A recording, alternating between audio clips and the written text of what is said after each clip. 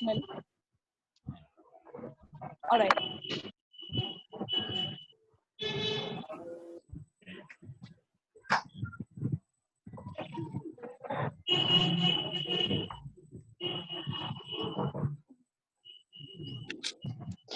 So can you all see the screen? Screen दिख रहा है सबको? Yes, ma'am. Yes, ma'am. दिख रही है? Yes, ma'am. Okay. We're starting with salary. सबसे पहले बेसिक्स आई एम श्योर तुम लोग शायद अपने बीकॉम में भी पढ़ चुके होगे.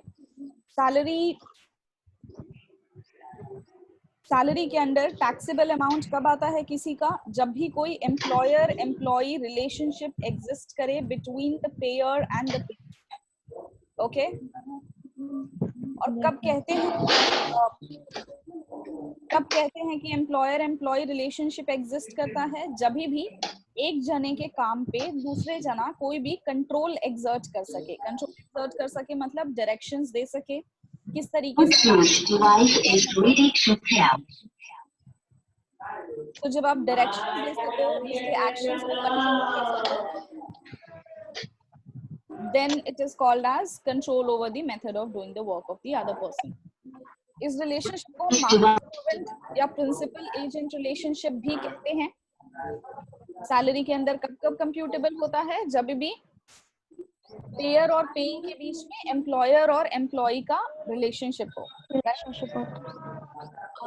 बाय एनी चांस मान लो कि एम्प्लॉयर और एम्प्लॉई, और let's take an example. Let's take an example of IGNOU. अगर मैं इग्नू की क्लासेस लेती हूँ, अगर मैं इग्नू की क्लासेस लेती हूँ and I get paid from IGNOU. Now, can you say that there exists an employer-employee relationship here and between the payer and the payee? क्या मेरा जो earnings होगा from my IGNOU की classes would be termed as salary, under the head salary? There's too much of disturbance, guys. आवाज में बहुत problem हो रहा है. बहुत प्रॉब्लम हो रहा है. जिसके यहाँ हो रहा है वो म्यूट कर दो अपना. सही बोल रहे हो.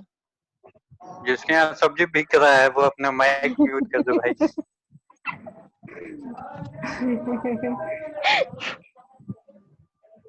Should I go ahead? अभी तक कुछ समझ में आया है? नहीं भी अगर सुनाई दिया होगा ठीक से तो I am sure you could see it from the PPT. Guys, just respond in a yes or no. Should I repeat or is it okay? Should I? Yes, ma'am. Yes. Yes, ma'am. Okay. So अगर मैं guest lecturer हूँ, guest lecturer नहीं, if let's say I give lectures in IGNOU, can I say that my income is earned under the head salary? No, ma'am. No, ma'am. Professional income. Yeah, correct. Professional income होता है क्योंकि IGNOU के director या IGNOU के जो coordinator हैं, they do not have control over my actions. मतलब मैं बाकी के 5 दिन क्या कर रही हूँ और मैं किस टाइम पे क्लास ले रही हूँ, क्लास लेना मेरे लिए जबरदस्ती है क्या? नहीं. In case I am available only then I'll take it. In case I am not take it. Right? तो ये हो गया क्या? Income earned under the head PGBP, profits and gains from business and profession. Right? So आपको सारे 5 heads तो पता ही है. रेसिडेंशियल स्टेटस जब मैं आपको पढ़ा रही थी तब 5 हेड्स बताए थे. तो हो गया PGBP. For instance let's say there is a doctor और वो किसी हॉस्पिटल के साथ एम्प्लॉयड है, फोर्टिस के साथ एम्प्लॉयड है, मैक्स के साथ एम्प्लॉयड है, एम्स के साथ एम्प्लॉयड है. तो उनकी जो एम्स से, मैक्स से या फोर्टिस से सैलरी आ रही है, that will be computed under the head income from salary. But अगर वही डॉक्टर अपना कोई क्लिनिक खोल के बैठे हुए हैं, प्राइवेट क्लिनिक खोल के प्रैक्टिस कर रहे हैं, then it will be calculated. वो जो इनकम होगा वो आएगा under the head PGBP, profits and gains from business and profession. Alright. So few common examples when there is no control of payer over payee: partner of a firm, director who is not an employee, members of the parliament and guest lecturers. ये सारे ऐसे cases हैं, ऐसे examples हैं जहां पर कि control नहीं होता, and therefore employer employee relationship exist नहीं करता. Let's move to the next slide. What is the basis of charge? Basis of charge, हर हेड के अंदर जो 5 हेड हैं हमारे इनकम टैक्स के, डायरेक्ट टैक्स के, कौन कौन से 5 हेड हैं? House property, salary, PGBP, capital gain. and others income. पांचों के पांचों हेड्स में बेसिस ऑफ चार्ज आता है. बेसिस ऑफ चार्ज मतलब किस आधार पे आपका इनकम इस हेड के अंदर आएगा. ठीक है, आएगा. सो सेक्शन 15 बताता है सैलरी का बेसिस ऑफ चार्ज. और सैलरी का बेसिस ऑफ चार्ज क्या है? Salary is taxable on receipt और ड्यू व्हिचएवर इज अर्लियर. यानी अक्रूअल से मतलब नहीं है. अक्रूअल क्या होता है? अक्रूअल, रिसिप्ट और ड्यू में डिफरेंस पता है आप लोगों को? आई थिंक जब मैं आप लोगों को रेसिडेंशियल स्टेटस पढ़ा रही थी तब एक बार समझाया था, but most of you would not be present there in the class. So let's have a look. Accrual means बकाया शायद माना गया राखी होता है. Okay. Accrued income. अक्रूअल का मतलब होता है मैं अगर 1 से 30 दिन तक काम कर रही हूँ महीने के अपने ऑफिस में, ठीक है, तो हर दिन की सैलरी हर दिन अक्रू हो रही है. ठीक है, समझ में आ रही है बात? Yes ma'am. मतलब अगर मेरे को 30,000 रुपए महीने के मिल रहे हैं और मैं 30 दिन काम कर रही हूँ तो मेरी पर डे सैलरी कितनी हो गई? 1,000 रुपए हो गई. 1000 रुपए. Yes ma'am. काम किया तो 1,000 रुपए बन गए. दूसरे दिन काम किया तो 2,000 बन गए. राइट? तो ये अक्रू हो रहा है ऑन डेली बेसिस. बट ये मेरे को मिलता कब है? ये ड्यू होता है कह लो first of the next month को, या कह लो लास्ट ऑफ दिस मंथ. और रिसिप्ट कब हुआ? 7th को रिसीव हुआ ऑफ द नेक्स्ट. तो अक्रू कब हुआ? फर्स्ट को भी अक्रू हुआ, सेकंड को भी अक्रू हुआ, थर्ड को भी अक्रू हुआ. मिला कब? मिला 7 को अगले महीने के. और ड्यू कब हुआ? ड्यू हुआ 1 तारीख को अगले महीने के. क्या ये बात समझ में आई? Yes. जब भी मैं टर्म्स ऑफ एम्प्लॉयमेंट साइन करती होंगी ना, अग्री करती होंगी ना, किसी भी कंपनी में जाती हूँ तो, ठीक है, अगर मैं किसी का भी एम्प्लॉयमेंट सर्विसेज को अग्री करती हूँ तो अग्रीमेंट ये होता है ना कि आपकी सैलरी ड्यू होगी हर महीने के आखिरी तारीख को. ठीक है, तो जिस दिन ड्यू होगी आइडियली उसी दिन मिल जानी चाहिए. अब मैं डेली भत्ता पे तो काम कर नहीं रही हूँ कि आज जो काम किया उसकी मजदूरी आज मिलेगी. राइट? वो ड्यू होगी लेट्स से हर महीने की आखिरी तारीख को. लेकिन जरूरी नहीं है ना जिस दिन ड्यू हुई उसी दिन मिल ही गई. मिली कब? 1 हफ्ते बाद. तो वो हो गया डेट ऑफ रिसिप्ट. ड्यू क्या हो गया? मंथ के आखिरी दिन, या लेट्स से अगले महीने के पहले दिन. और अक्रू कब हो रहा है? अक्रू तो डेली बेसिस पर होता है. Daily basis. ठीक है, तो अक्रूअल इज इररेलेवेंट सैलरी में. सैलरी कब टैक्सेबल होगी? Salary is taxable on receipt अगर 7th को मिली है तब, और ड्यू को जब बन गया है मेरा पूरा सैलरी तब, व्हिचएवर इज अर्लियर. ठीक है, अब जैसे बिहार सरकार की बात करते हैं, यहाँ पर सैलरी बहुत ही लेट आती है. मेरी सैलरी 2-2, 3-3 महीने बाद भी आती है. ठीक है, मेरी क्या सभी की. ठीक है, बट वो ड्यू कब हो रही है? जब भी महीना खत्म होता है हम लोग यहाँ से अपना सैलरी क्लेम बनाकर भेज देते हैं तो ड्यू हो गया. ठीक है, अब मान लो कि मेरे को जनवरी, फरवरी, मार्च का जो सैलरी है वो मिल रहा है अगस्त में अगले साल, लेकिन मेरा फाइनेंशियल ईयर जो है वो तो खत्म हो रहा है मार्च में. Yes. क्या ये Yes, बात ma'am. समझ में आ रही है? Yes ma'am. मेरा जो फाइनेंशियल ईयर है वो खत्म हो रहा है मार्च में ही. तो क्या मैं टैक्स नहीं पे करूंगी मार्च तक के अमाउंट का, ये कह कर कि जी मुझे तो पैसा मिला नहीं है तो मैं टैक्स नहीं पे कर रही, जब मिलेगा तब? नहीं, आपको मिला नहीं है बट वो ड्यू तो हो गया है ना. और ड्यू और रिसिप्ट में जो भी पहले हो उस बेसिस पर आपको, उस आधार पे आपको सैलरी देना पड़ेगा, बनाना पड़ेगा, टैक्स देना पड़ेगा. ठीक है, इज दैट क्लियर? ये salary is taxable on receipt और ड्यू व्हिचएवर इज अर्लियर. क्या ये पॉइंट क्लियर है? Yes ma'am.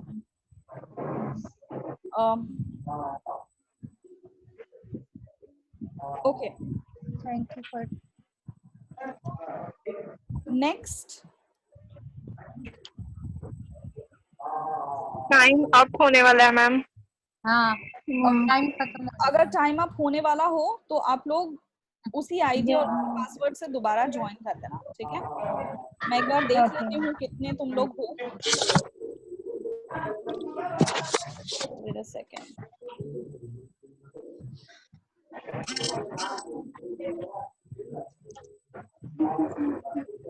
There are 11 participants, so in case the time gets up, तो फिर I'll wait for you all to join again और उसके बाद ही restart करेंगे, ठीक है? Yes. Okay, let's get back to the screen.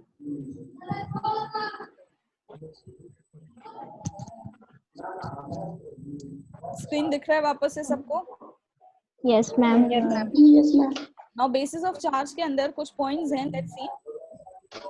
Although receipt or due is the main criteria जिसके ऊपर salary taxable होता है, लेकिन अगर arrears of salary है जो कि not charged to tax in an earlier previous year are taxable in the previous year in which it is paid.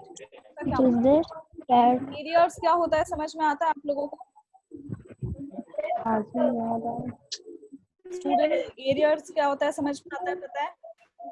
Yes, ma'am. पता है सबको? चलो मैं Yes, ma'am. बता देती हूँ। कभी-कभी घर पे सुना होगा कि पापा को एरियर मिला है और एरियर जो होता है वो काफी ह्यूज अमाउंट होता है, so you know family is very relieved, इसलिए शायद सुना हो एरियर्स मिला हो। अगर आपके घर पे लोग एम्प्लॉयमेंट में हैं तो बिजनेस में नहीं मिलता है एरियर्स। एरियर्स क्या होता है, मान लो अभी 7th पे कमीशन आया, ठीक है? 7th पे कमीशन कब आ गया? 2018 में आ गया, लेकिन हमारे यूनिवर्सिटी में अभी तक लागू नहीं हुआ है, तो हमें किस हिसाब से सैलरी मिलता आया है? 6th पे कमीशन के हिसाब से। 6 6th पे कमीशन के हिसाब से 60,000 रुपए सैलरी बनती है और 7th पे के हिसाब से 75,000 रुपए सैलरी बनती है, मान लीजिए। एक अप्रोक्सीमेट फिगर दे रही हूँ। तो ये जो 15,000 रुपए मुझे हर महीने का कम मिल रहा है, जिस दिन मेरे को पूरा मिलेगा, मान लो बिहार सरकार या मान लो जयप्रकाश यूनिवर्सिटी 7th पे कमीशन लागू करती है अप्रैल 2020 से, ठीक है? सो 18 से लेकर 20 के हर महीने के जो मेरे 15,000 रुपए इकट्ठे होके रखे हैं जो मुझे मिले नहीं, वो जब मिल जाएंगे तो उसको कहा जाता है एरियर्स मिलना। Arrears. Yes, ma'am. जब भी आपके सैलरी में इंक्रीमेंट होता है किसी भी पे फिक्सेशन के तहत या किसी भी और तहत, और वो एरिया और वो जो इंक्रीमेंट है वो अभी लागू नहीं हुआ है, लागू हो चुका है, आपको मिलना शुरू हुआ है, तो लागू हो गया मतलब आपका वो पूरा हक तो है उस पे, बस मिला नहीं है। Yes. अभी भी मिलेगा तो आपको वो इकट्ठा करके मिल जाएगा। Add करके मिलेगा पहले बात वाला। समझ में आ रही है?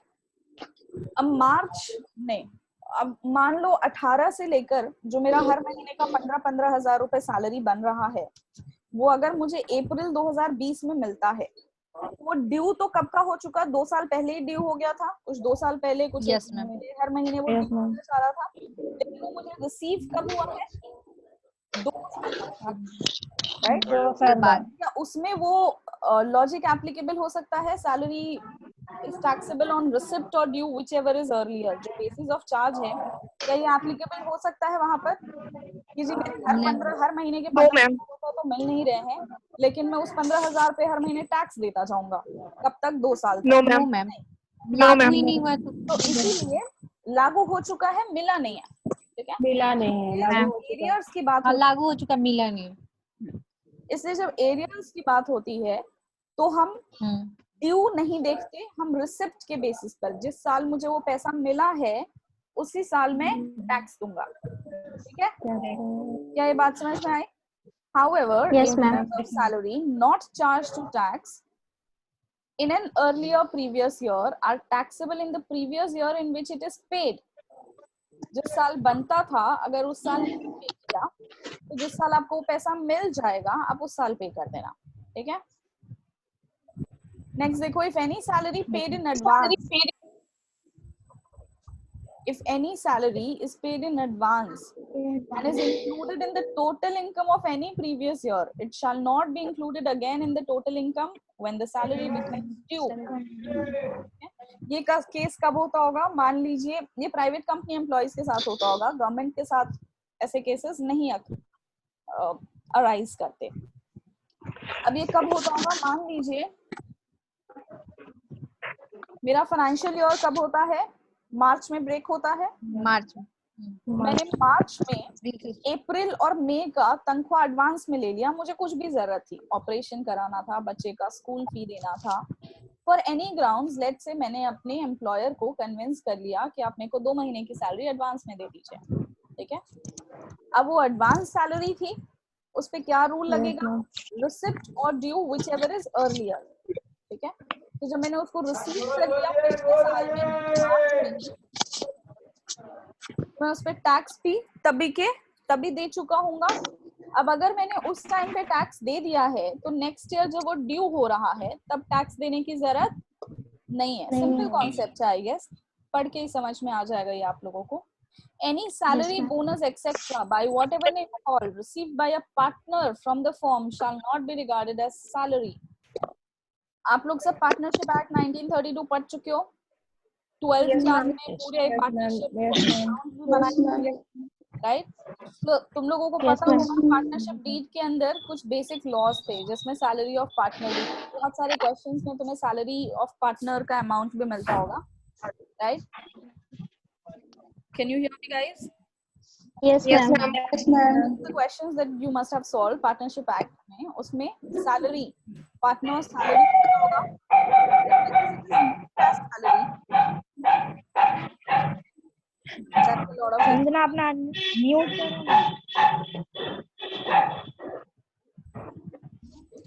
Okay. So कहाँ से हम? Partner salary.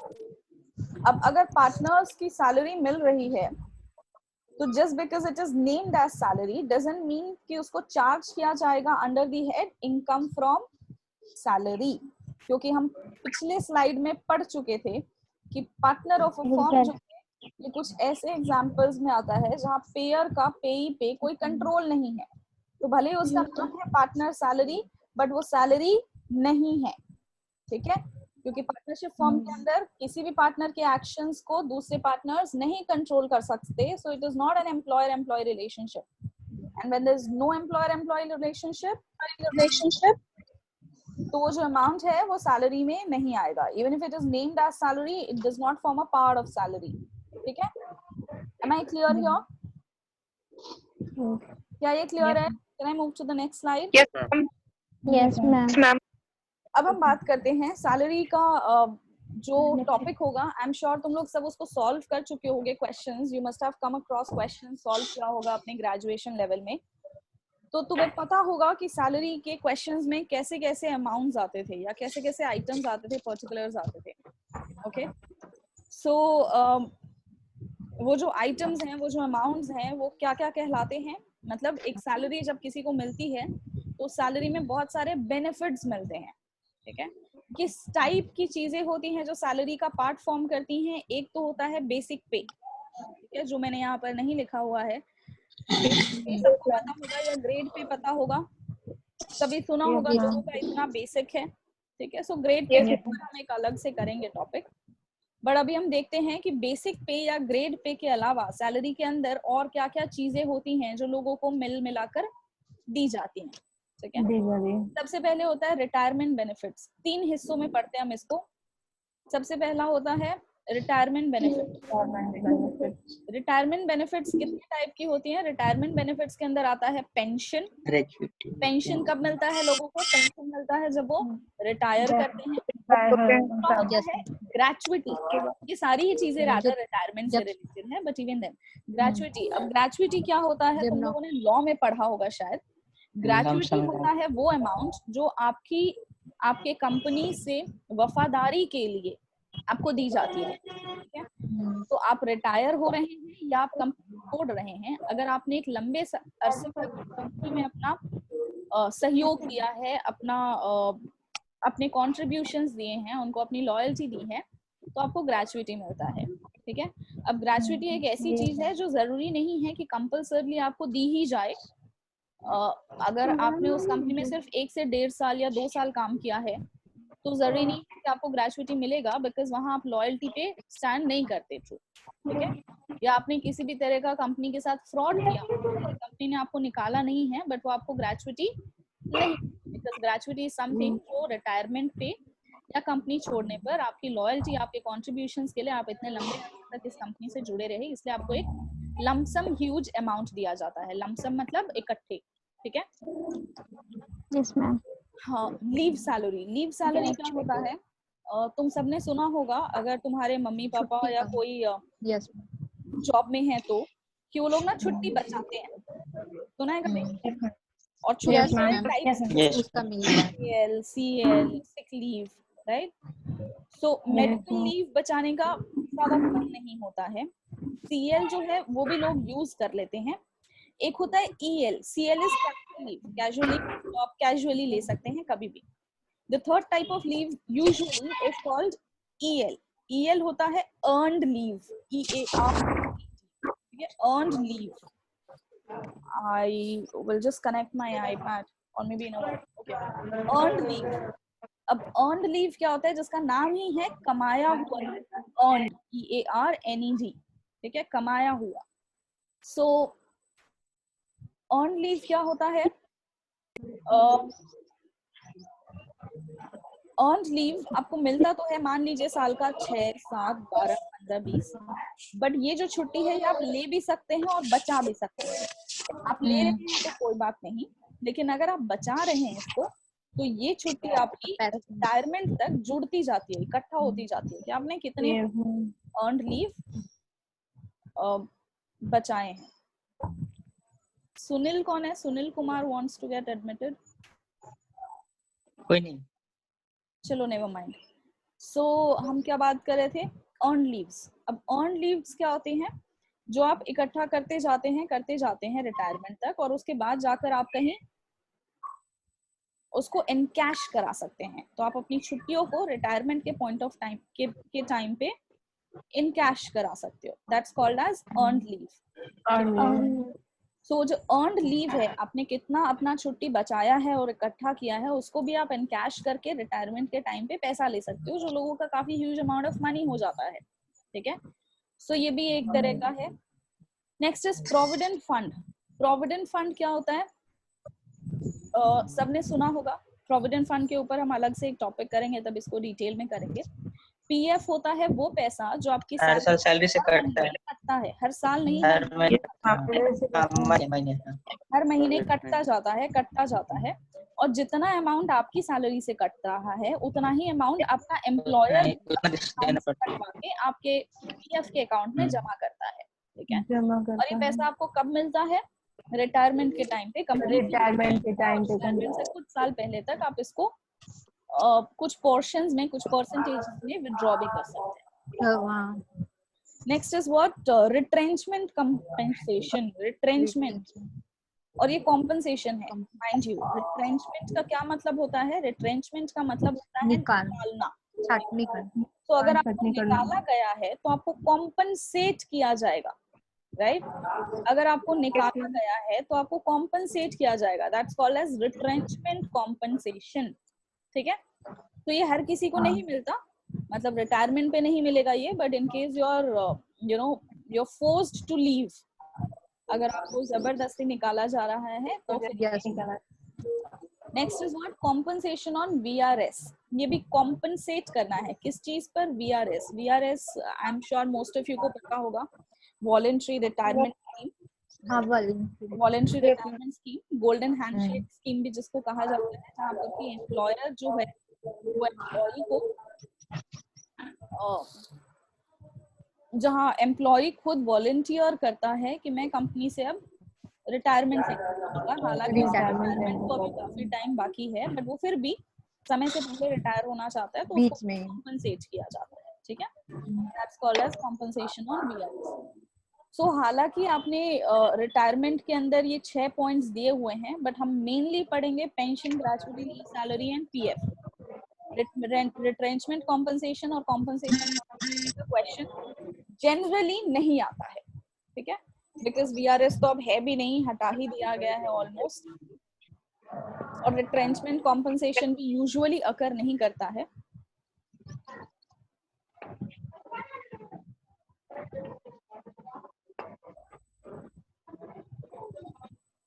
Okay, next allowances. Allowances कितने टाइप के होते हैं? मेजरली 2 टाइप के होते हैं, स्पेसिफिक अलाउंसेस और HRA. HRA is house allowance. Specific allowances के अंदर बहुत सारे और भी टाइप के अलाउंसेस आते हैं, जैसे कि यूनिफॉर्म अलाउंस। बहुत सारी ऐसी नौकरी होती है जहाँ पर कि आपको एक यूनिफॉर्म ड्रेस में आना होता है। फॉर एग्जाम्पल हॉस्पिटल्स में जो नर्सेस होते हैं, they are suppose to be wearing a particular uniform, right? तो उनको उस कपड़े को खरीदने के लिए अलाउंस दिया जाता है, ठीक है? फॉर एग्जाम्पल अलाउंसेस के अंदर और आ जाता है हिली अलाउंसेस या ट्राइबल एरिया अलाउंसेस। मेरी नौकरी की अगर पोस्टिंग सरकार किसी ऐसे जगह पे कर दे जो कि हिल्स में है, तो वहां पर definitely living is a little tough. So मेरे बाकी जो दिल्ली के ब्रांच में है, उसको जो सैलरी मिल रही होगी, मेरे को उससे 700-800 रुपए हर महीने ज्यादा मिल रहा होगा क्योंकि हिल्स में रह रही हूँ। या वैसे ही अगर ट्राइबल एरिया में है, या वैसे ही मुझे किसी माइंस में काम करना है, तो मुझे उसका भी अलाउंसेस मिलता है। So that's called as specific allowances. अब अलाउंसेस होता क्या है? अलाउंसेस होता है कि आपको सैलरी के अलावा कुछ और पैसे मिल रहे हैं हर महीने, ठीक है? अलाउंसेस जो है वो हमेशा इन द फॉर्म ऑफ कैश होता है। क्या बात समझ में आई? Yes ma'am. अलाउंसेस जो होता है वो हमेशा इन द फॉर्म ऑफ कैश होता है, जो सैलरी के साथ मिलता है, जो सैलरी में मिलता है, ठीक है? तीसरा जो कैटेगरी होता है वो होता है परक्विजिट्स का, PERQUISITES, परक्विजिट्स। परक्विजिट्स क्या होता है? परक्विजिट्स वो फैसिलिटीज होती हैं जो मुझे कैश में नहीं, इन काइंड मिल रही हैं, ठीक है? परक्विजिट्स वो फैसिलिटीज होती हैं जो मुझे कैश में नहीं, इन काइंड मिल रही हैं, ठीक है? मैम अलाउंस में जो एचआरए रह गया वो हाउस रेंट अलाउंस है ना? हाँ जी, हाउस रेंट अलाउंस है। डिटेल में हम इन सबको करेंगे, अभी मैं ब्रॉडली आपको बता रही हूँ कि सैलरी के अंदर है क्या क्या चीज, ठीक है? Okay ma'am. मतलब ये जितनी भी चीजें तुम अभी देख रहे हो स्लाइड पे, ये सारी की सारी चीजें तुम्हें पढ़नी है। इन सबको कैलकुलेट करने का कोई ना कोई रूल है, इन सबको कैलकुलेट करने के लिए कुछ बेसिस है, और वही सारी चीजें तुम्हें याद रखनी है, ठीक है? तो ये जितनी चीज तुम्हें इस स्लाइड में दिख रही है ना, अब इसके आगे के स्लाइड्स में ये टॉपिक बाय टॉपिक आएगा। पहले हम पेंशन करेंगे, फिर हम ग्रेचुइटी करेंगे, फिर हम लीव सैलरी करेंगे, फिर हम पीएफ करेंगे, फिर हम स्पेसिफिक अलाउंसेस करेंगे, फिर हम एचआरए करेंगे, फिर हम आरएफए करेंगे, फिर स्वेट इक्विटी शेयर्स करेंगे। सो ये जितना है ना up to valuation of motor car, इतने सारे आइटम्स मुझे सैलरी के अंदर स्टडी करना पड़ेगा, क्योंकि इसमें से कोई भी आइटम जो है मेरे क्वेश्चन में आ सकता है। Am I clear? Yes ma'am. Yes ma'am. तो एचआरए क्या होता है? House rent allowance. House rent allowance जब आपको सरकार, जब आपको आपकी कंपनी रहने के लिए घर नहीं दे रही होती है, तो गवर्नमेंट क्वार्टर्स होते हैं ना, तो जब आपको घर नहीं दे रही होती है, गवर्नमेंट क्वार्टर या प्राइवेट क्वार्टर नहीं दे रही होती है, तो आपको क्या देती है? आपको कैश उसके बदले कैश देती है, कैश मैम। किराया का घर दीजिए या जैसे भी रही है। That's called as HRA. हर महीने मिलता है ये। जैसे ही परक्विजिट्स क्या होता है? जैसे मैंने बताया कि अलाउंसेस जो होता है ये कैश में मिलता है हर महीने, वैसे ही परक्विजिट्स जो होता है ये कैश में नहीं, बल्कि ये कुछ बेनिफिट होता है जो मुझे काइंड में मिलता है, इन काइंड, ठीक है? इन काइंड बेनिफिट मिलता है। इन काइंड बेनिफिट बोले तो जैसे आरएफए। आरएफए क्या होता है? आरएफए होता है, आरएफए क्या होता है? आरएफए होता है rent free accommodation. Rent free accommodation, जैसे कि आपको आपकी जो एम्प्लॉयर है वो रहने के लिए घर दे रही है, ठीक है? चाहे वो एक प्राइवेट कंपनी का एम्प्लॉय हो या गवर्नमेंट कंपनी का एम्प्लॉय हो, अगर वो घर दे रही है तो वो आरएफए आएगी, और घर नहीं दे रही है तो वो एचआरए हो गया। घर नहीं दे रही है तो पैसा हो गया, और अगर पैसा नहीं दे रही है, घर दे रही है, तो क्या हो गया? RFA. That's a RFA. Next देखो, स्वेट इक्विटी शेयर्स है, reimbursement for meeting personal expenditure है। ये सब हम टॉपिक बाय टॉपिक करेंगे, मैं अभी डिटेल में नहीं पढ़ा रही हूँ, I am just letting you the topics, ठीक है? परक्विजिट्स में और क्या क्या आता है? Value of interest free loan है। अगर आपको आपकी कंपनी ही लोन दे दे और उस पर कोई इंटरेस्ट ना ले, तो एक तरह का फैसिलिटी है। कंपनी नहीं देती तो बैंक से लेना होता और उस पर इंटरेस्ट भी देना होता। यूज ऑफ मोबाइल एसेट्स है, कई बार कंपनी जो है आपको मोबाइल फोन दे देती है, मोबाइल फोन, लैपटॉप मिल जाता है। ट्रांसफर ऑफ मोबाइल एसेट्स है। ट्रांसफर मतलब यूज हुआ कि इस्तेमाल करने के लिए दिया, ट्रांसफर हो गया कि दे ही दिया, ठीक है? जैसे पब्लिक सेक्टर कंपनीज जो होती हैं, पीएस जो होती हैं, वो 3 साल के लिए आपको यूज करने के लिए लेट्स से कंप्यूटर या फोन देती है, और 3 साल के बाद मान लिया जाता है कि वो फुली डेप्रिशिएट हो गया और अब वो आपका हो गया, तो वो क्या हो गया, ट्रांसफर कर देना। ट्रांसफर छोड़ भी दे तो ये सामान तो आप ही का ही है। Next is what other fringe benefits, छोटे मोटे और बेनिफिट्स होते हैं, जैसे कई कंपनीज जो होती हैं वो फ्री मील्स देती हैं कि लंच में या ब्रेकफास्ट में या स्नैक्स में आप ये टोकन लीजिए, डेली आप 50 रुपए का कुछ भी कैंटीन से लेकर खा सकते हैं। नाउ दैट्स क्या, आपको पैसा नहीं दिया बट एक फैसिलिटी दे दिया, 50 रुपए का नाश्ता।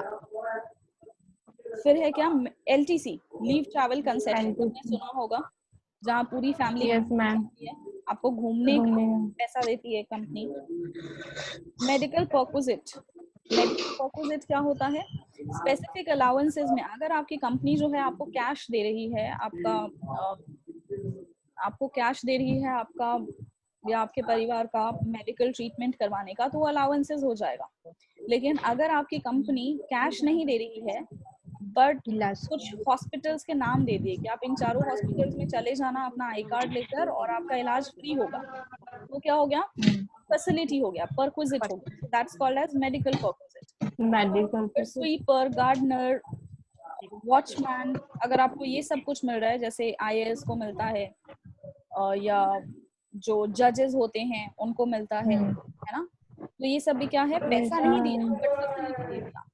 Gas, electricity, water, children education, valuation of motor car. Motor car मतलब बहुत सारे कंपनीज को, बहुत सारे लोगों को अपनी कंपनी से गाड़ी मिली होती है, गाड़ी मिली होती है, जैसे मिला होता है या मंत्रियों को मिला होता है या जजेस को मिला होता है या इंजीनियरिंग सर्विसेज वालों को मिला होता है या जो CMOs होते हैं, मेडिकल ऑफिसर्स होते हैं, उनको मिला होता है। अगर आपको पैसा नहीं दिया आने जाने का, पैसा दे दिया तो हो गया ट्रैवलिंग अलाउंस, अलाउंस भी आते हैं, स्पेसिफिक अलाउंसेस, राइट।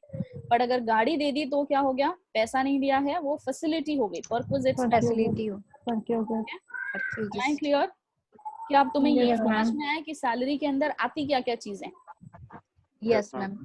आई रिवाइज अगेन, सैलरी के अंदर क्या क्या चीजें आती हैं? सैलरी में सबसे पहले तो आता है बेसिक पे। बेसिक पे यहाँ पर नहीं लिखा हुआ है, बेसिक पे मैं आपको कैलकुलेट करना थोड़ी देर में सिखाऊंगी। अब उसके अलावा क्या क्या आता है? उसके अलावा आता है रिटायरमेंट बेनिफिट्स। अब ये जो है सैलरी का पार्ट नहीं होता है, क्योंकि रिटायरमेंट बेनिफिट तो तब मिलता है जब मैं कंपनी छोड़ चुकी हूँ या रिटायर हो चुकी हूँ। Next is what, allowances. Allowance वो होता है जो आपको सैलरी के साथ, सैलरी में मिलता है इन the form of cash. Charger का पोर्ट नहीं, मेरे चार्जर, आईफोन का charger. Guys sorry, excuse me for a moment. IPad नहीं चाहिए ना अभी?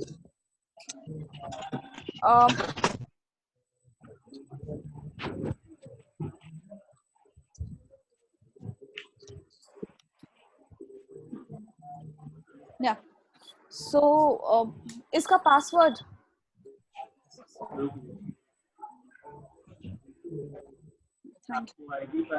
hello Yes ma'am. yeah, so am I audible? I hope everyone Yes is ma'am. connected already. Yeah, so what were we doing? Salary. तो salary में आता क्या क्या चीज है? सबसे पहले तो आता है या ग्रेड पे जिसको कहते हैं। बेसिक पे के अलावा आता है रिटायरमेंट बेनिफिट्स, अलाउंसेस और ये 4, ठीक है। अब बेसिक पे अभी हम लोग 5 मिनट में डिस्कस करेंगे। रिटायरमेंट बेनिफिट्स जो हैं ये सिर्फ रिटायरमेंट और रिट्रेंचमेंट, छोड़ने के टाइम या निकाले जाने के टाइम मिलता है। तो ये भी हर महीने की सैलरी में यूजुअली जो ज्यादा पॉपुलर आइटम्स हैं वो हैं अलाउंसेस और परक्विजिट्स, राइट। अलाउंसेस क्या हुआ? सैलरी के साथ cash. Can you hear me? Internet connection? Yes ma'am. Okay, so allowances क्या हुआ? आपको कैश में मिलने वाली चीजें, कैश में मिलता। यूनिफॉर्म खरीदने के लिए पैसा हो गया, बाहर रहने के लिए पैसा हो गया, हाउस रेंट अलाउंस, या आपको बच्चों की पढ़ाई के लिए पैसा हो गया, बच्चों के हॉस्टल में रखने के लिए पैसा हो गया, के बदले ट्रैवलिंग या कन्वेयंस का पैसा हो गया। सो ये सारी चीजें क्या हुई, अलाउंसेस। और वहीं पर क्या होता है जब आपको पैसा नहीं दिया गया बट फैसिलिटी दे दी, सारी की सारी चीजें जो हैं वो टैक्सेबल होती हैं, ठीक है, टैक्सेबल होती हैं बोले तो। अब टैक्स ऐसा नहीं होगा कि मेरे को पैसा मिल रहा है टीए के फॉर्म में, ट्रैवलिंग अलाउंस के फॉर्म में, तो उस पर टैक्स देना पड़ेगा, और मोटर कार मिल जाए तो टैक्स नहीं देना पड़ेगा क्योंकि पैसा तो मिला नहीं। पैसा नहीं मिला तो क्या हुआ, आपका पैसा बचा तो सही, राइट? यस। तो इसलिए सारी चीजें, अगर आपको रहने का क्वार्टर मिला है, अगर आपको स्वीपर, गार्डनर और पानी, बिजली, इलेक्ट्रिसिटी कुछ भी मिला है ना फ्री का सरकार की तरफ से या आपकी सरकार नहीं सॉरी कंपनी की तरफ से, तो आपको इस सब के ऊपर भी टैक्स देना पड़ता है, ठीक है। सबका टैक्स कैलकुलेट करने का रूल्स अलग अलग होगा, मतलब कितना अमाउंट रिसीव किया है और उसमें से कितना अमाउंट टैक्सेबल होगा, इसका रूल्स अलग अलग होगा, बट ये सारी चीजें एग्जिस्ट करेंगी, ठीक है, करेंगी। अब हम इसके बाद पहुंचेंगे नेक्स्ट स्लाइड पे, कैलकुलेशन पे, ठीक है। मतलब कैलकुलेशन एज इन ये बेनिफिट्स के अंदर आपने जितनी भी चीजें पढ़ी हैं इन सबको हम वन बाय वन करते जाएंगे, ठीक है। बट ये करने से पहले मैं आपको कुछ दिखाना चाहती हूँ, so I just connect to another display, hold on.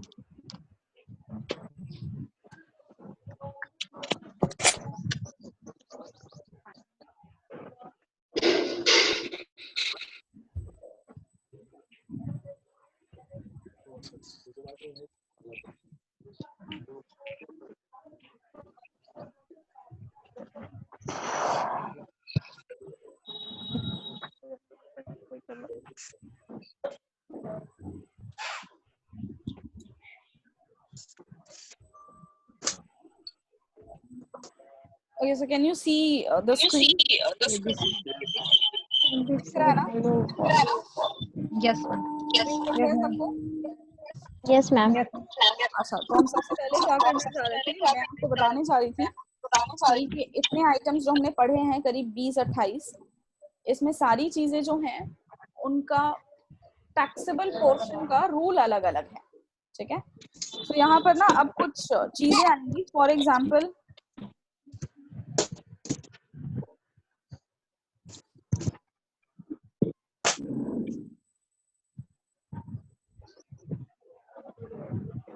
just a second guys,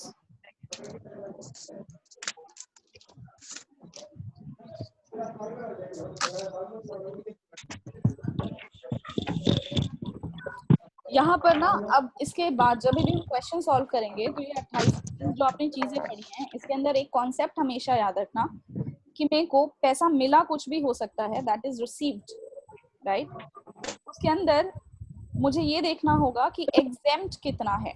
exempt का मतलब होता है छूट, एग्जेम्प्ट का मतलब होता है छूट, कि जो पैसा मिला है उसमें से कितना पैसा मेरा छूट है। ऐसा नहीं है कि पूरे के पूरे अमाउंट पर टैक्स देना पड़ेगा आपको, फिर मिलने का फायदा क्या हुआ, ठीक है। तो हो सकता है कि मेरे को मिला हो 700, just a second guys, I need to reduce the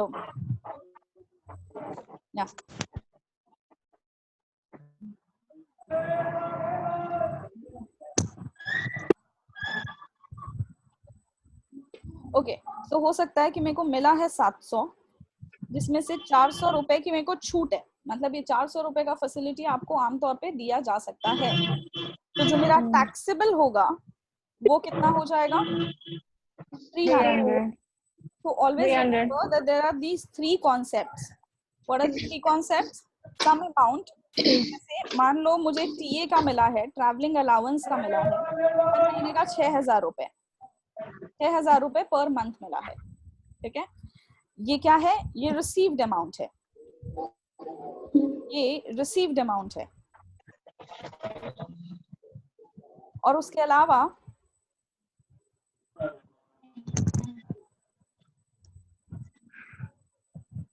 rules कहते हैं, मान लो रूल्स कहते हैं कि आपको इसमें से जो आपने स्पेंड किया है, स्पेंड कितना किया है, 3,000 रुपए हर महीने, 3,000 नहीं 2,000 कह लेते हैं, मतलब सरकार कंपनी ने मुझे दिया है 6,000 रुपए हर महीने का, 6,000 रुपए हर माह, इसमें से मेरा यूज हुआ है कितना, सिर्फ 2,000 रुपए।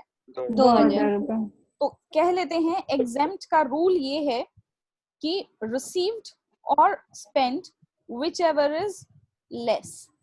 तो मेरा लेस क्या है, 2,000 रुपए, सो 2,000 रुपए का मेरे को छूट मिलेगा और टैक्सेबल कितना हो जाएगा, 4,000। मैं आपको यहाँ पर बताना क्या चाहती हूँ, मैं बताना चाहती हूँ कि ये 3 चीजें हमेशा आएंगी कि आपने कितना पाया है, रिसीव्ड, कितना यूज हुआ है, आपने कितना पाया है, दैट इज रिसीव्ड, आपको कितने की छूट है, दैट इज एग्जेम्प्ट, बच गया पैसा, received minus exempt will always be taxable. Taxable. तो ऐसा नहीं है कि जितना पैसा आपको मिला है, जितना भी पैसा आपको मिला है आने जाने का, या वो जितना टैक्सेबल पैसा आपको मिला है हॉस्टल का, या जितना भी पैसा आपको मिला है मेडिकल का, वो सारा का सारा टैक्सेबल होगा। क्योंकि सब कुछ ही टैक्सेबल हो गया तो मेरे को बेनिफिट क्या मिला, मेरे को ये फैसिलिटी या पैसे इसलिए मिल रहे होंगे क्योंकि मैं कंपनी में कंट्रीब्यूट कर रहा हूँ, है ना। तो मैं अपने लिए भी तो कुछ कमाऊंगा या सारा का सारा सिर्फ टैक्स देने के लिए कमाऊंगा, राइट। तो इसलिए यहाँ पर कुछ रूल्स हैं, जितने भी पर्टिकुलर्स आपने पिछले स्लाइड में पढ़े थे 28 या 30 जो भी थे, सबके अलग अलग रूल्स हैं, ठीक है। किस चीज के रूल हैं, कितना टैक्सेबल अमाउंट होगा या कितना टैक्सेबल अमाउंट होगा, उसके रूल्स हैं। अब आपको दोनों में से कोई एक भी चीज पता है कि कितना एग्जेम्प्ट है तो आप टैक्सेबल निकाल सकते हैं, और अगर आपको ये पता है कि कितना टैक्सेबल है तो आप एग्जेम्प्ट निकाल सकते हैं। इसमें बहुत इंपॉर्टेंट रोल प्ले करता है कि अमाउंट रिसीव्ड कितना है, आपको कितना पैसा मिला है, उसमें से कितना एग्जेम्प्ट है, will give you the taxable amount. Is that okay? Yes ma'am. Alright,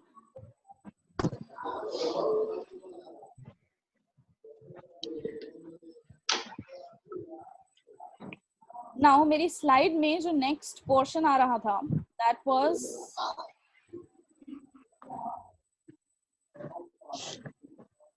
pension, but pension शुरू करने से पहले मैं आपको पढ़ाना चाहती हूँ ग्रेचुइटी, सॉरी पेंशन शुरू करने से पहले मैं आपको बेसिक पढ़ाना चाहती हूँ कि बेसिक पे क्या होता है, ठीक है। So let's see, maybe I'll get a fresh page.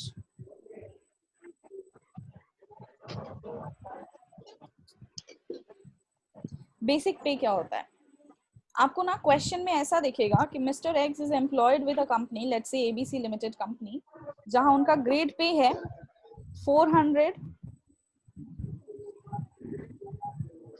to 100, 900,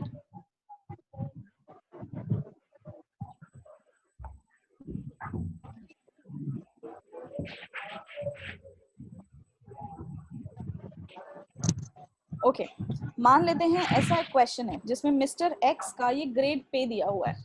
just note this figure down in your notebooks, सब लोग नोटबुक आई एम श्योर लेकर बैठे होंगे। Yes ma'am.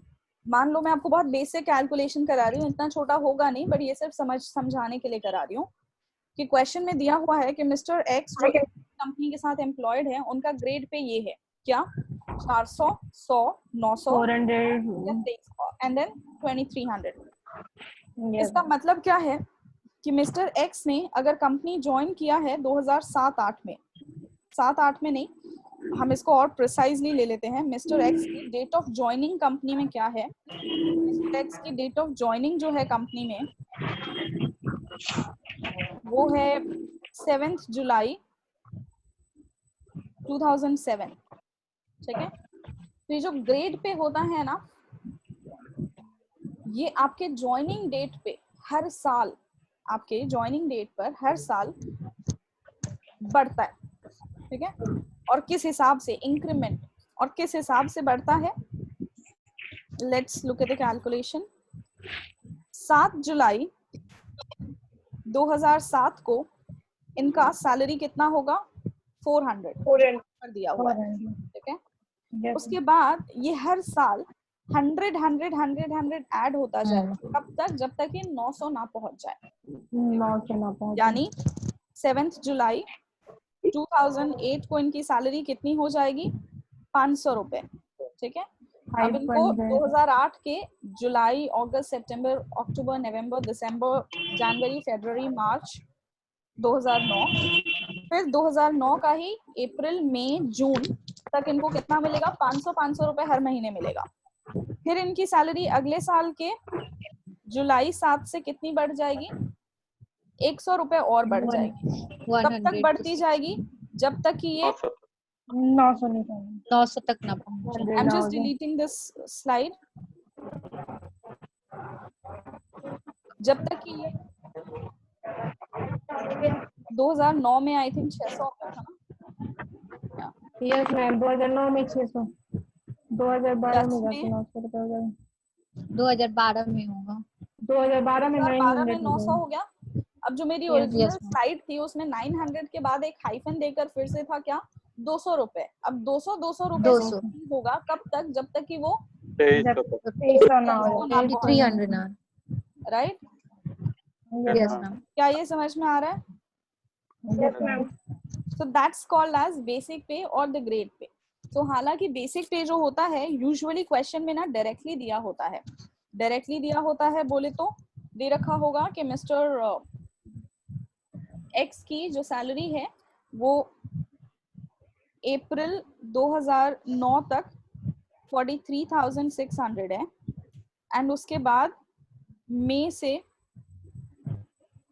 उनकी सैलरी 56,000 हो रही है। So usually grade pay calculate करने को क्वेश्चन में नहीं दिया होता है क्योंकि सैलरी में ऑलरेडी इतना कुछ कैलकुलेट करने के लिए है। ठीक है। सो ऐसे क्वेश्चन में आपको ग्रेड पे निकालने की जरूरत नहीं है, ऑलरेडी कैलकुलेट करके दिया हुआ है। सो जब मैं क्वेश्चन सॉल्व करूंगी तो मैं उसका बेसिक पे डायरेक्टली ले सकती हूँ। 43,600 एक महीने का हो गया प्लस बाकी के 11 महीने उसको क्या मिल रहा है? 56,000 into 11, right? And this would give me his basic पे, हिज और हर बेसिक पे। सो यूजुअली क्वेश्चंस में आपको बेसिक पे या ग्रेड पे कैलकुलेट करने को नहीं दिया जाता है, वो ऑलरेडी करके दिया रहता है। फिर भी मैंने आपको ये एग्जांपल इसलिए दिया था so that you know how do we calculate it. ठीक है। सो बेसिक पे का फॉर्मेट क्या होता है? मान लो वो 23,800 से शुरू हो रहा है, हर महीने वो 700 रुपए बढ़ रहा है। कब तक? जब तक कि वो 48,900 ना हो जाए। मैं ये इमेजिनरी फिगर्स ले रही हूँ गाइस। ठीक है। क्योंकि हर महीने 1200 रुपए बढ़ेगा जब तक कि लेट्स से ये 74,800 ना हो जाए। ठीक है।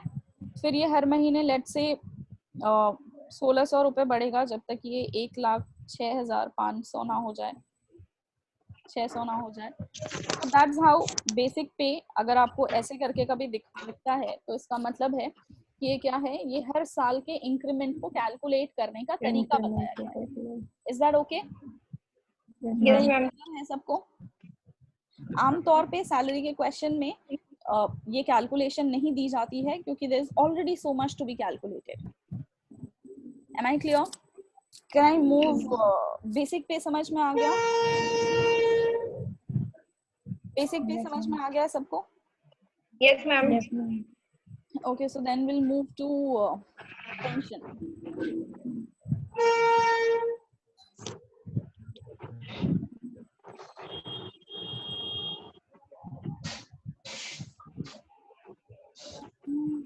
हाँ जी।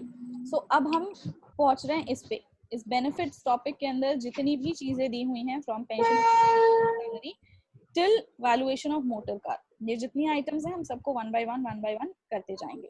तो you know because there are so many calculations and because there are so mike बंद कर दो। so because there are so many calculations, इसलिए सैलरी का chapter is usually considered to be very, ठीक है। तो सैलरी पढ़ाने में शायद 2-2 घंटे की मैं डेली क्लास लूँ। 2 घंटे इज फाइन ना, 2 घंटे भी इफेक्टिवली नहीं होते, 20-30 मिनट तो तुम्हारे सेटिंग करने में लग जाते हैं। तो अगर मैं 1.25 घंटे डेली पढ़ाती हूँ तो आपका जाके 5 से 6 दिन में ये चैप्टर कंप्लीट होगा, ठीक है। So it's a long topic. So we're going to start with pension. Is the screen visible to everyone? Okay, pension. Pension कब मिलता है? पेंशन मिलता है जब भी आप कंपनी छोड़ते हैं या रिटायर होते हैं। अब पेंशन जो होता है ये दो फॉर्म का होता है, दो टाइप का होता है। आप लोगों ने हमेशा सिर्फ पेंशन ही सुना होगा, उसके टाइप्स नहीं सुने होंगे शायद। दो टाइप के होते हैं। पहला uncommuted pension, I hope you can all see here, and the next is what? Commuted pension. अब अनकम्यूटेड और कम्यूटेड तो टेक्निकल नेम हो गया, इसको हम याद कैसे रखेंगे? अनकम्यूटेड पेंशन होता है रेकरिंग पेंशन। रेकरिंग पेंशन मतलब जो बार बार रीअकर करे यानी तुम लोगों ने सुना होगा कि पेंशन जो है हर महीने मिलता है, राइट? जो हर महीने मिलता है ना, 20,000, 30,000, 40,000, 8,000, 5,000, जो भी, that's called as uncommuted pension. Uncommuted is also called as recurring. I'll just write it down here in the notes because I'm going to share this PPT with you later on. So uncommuted pension जो होता है ये कहलाता है recurring pension, जो बार बार रीअकर करता है। और commuted pension जो होता है वो कहलाता है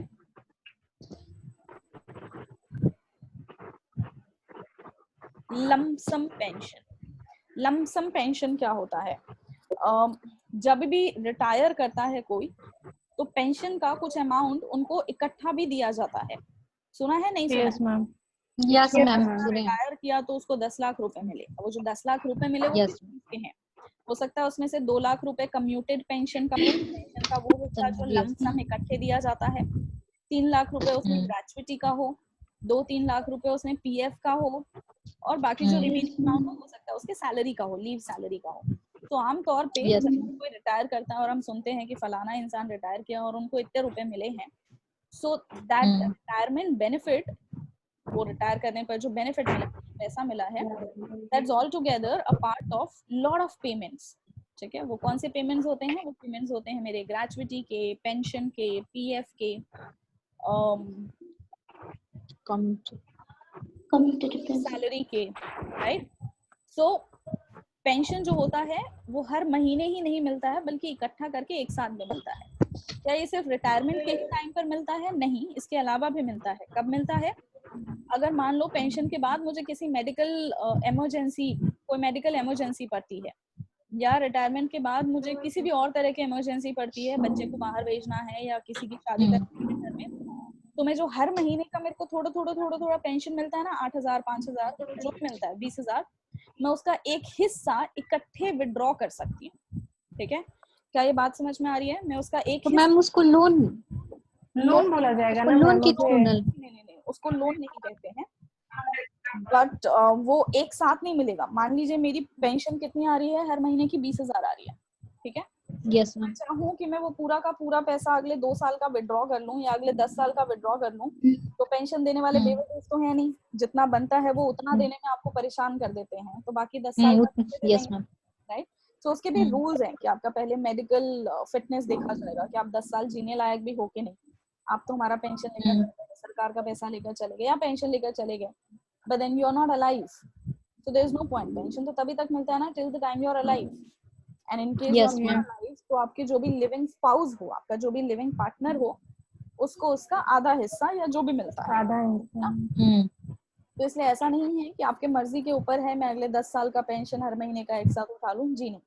उसके क्राइटेरियाज हैं कि आप अगर 20,000 रुपए आपका हर महीने का पेंशन है तो आप उसका कितना परसेंट कम्यूट करा सकते हो, कितना परसेंट कम्यूट करा सकते हो। तो मैम इसी को बोला जाता है जब रिटायरमेंट के समय बहुत लोग, जैसे मेरे पापा रिटायर हुए तो उस वक्त उनका वो बोलते हैं कि मेरी आधी सैलरी मैंने बेच दिया है, तो इसी को बोलते हैं। हाँ जी, इसी को कहते हैं बेच देना। ठीक है, क्या बात समझ में आई?